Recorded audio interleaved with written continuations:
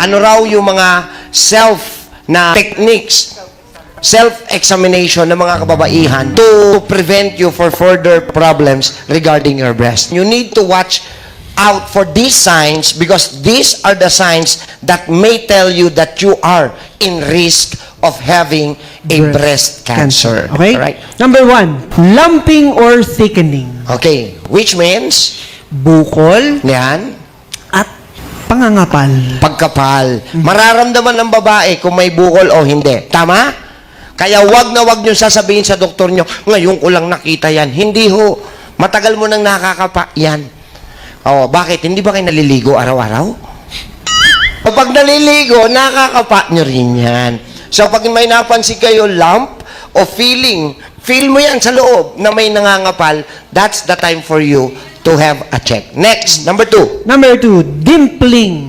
Yan. Dimpling. Ano yung dimpling? Pre. Dimples. Nagkakaroon ng dimples yung part ng breast mo. Parang nagkakaroon ng biloy. Yung Yes. parang tuldok, dent.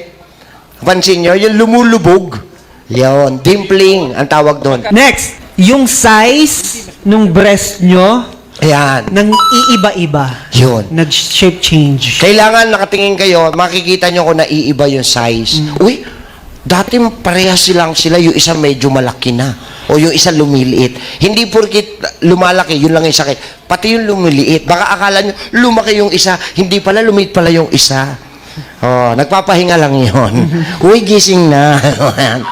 Okay? Okay. Pag-change ng size. Next. Pulled in nipple or inverted nipple. Yung hindi naman inverted ang nipple mo, napansin mo parang unti-unti lumulubog. So, ibig sabihin, merong factor sa loob nun na humihigop papaloob.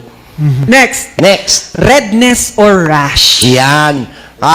Ito, wag nyong babaliwalain pagka panay na ang pamumula. Tapos yung iba, hindi lang pamumula, nagkakaroon na ng rashes na hindi naman normal sa breast ng babae. Okay, next. Next, dripping or merong discharges. Yan. Huwag niyong babalawalain yung discharge. Discharge are usually common for those who are kapapanganak lang. Kasi may lumalabas na milk. Pero kung hindi ka naman kapapanganak lang at may discharge, isa po iyon sa mga sign. Okay? Next. Next, skin texture change. Parang nangangaliskis na. Alright? At saka parang may mga, yung pag kinilabutan, yung ano mo, yung skin mo parang umaangat, di ba? May goosebumps kung tawagin.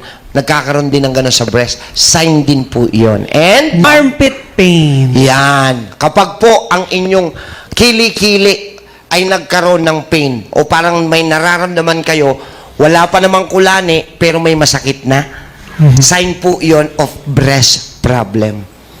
Alright?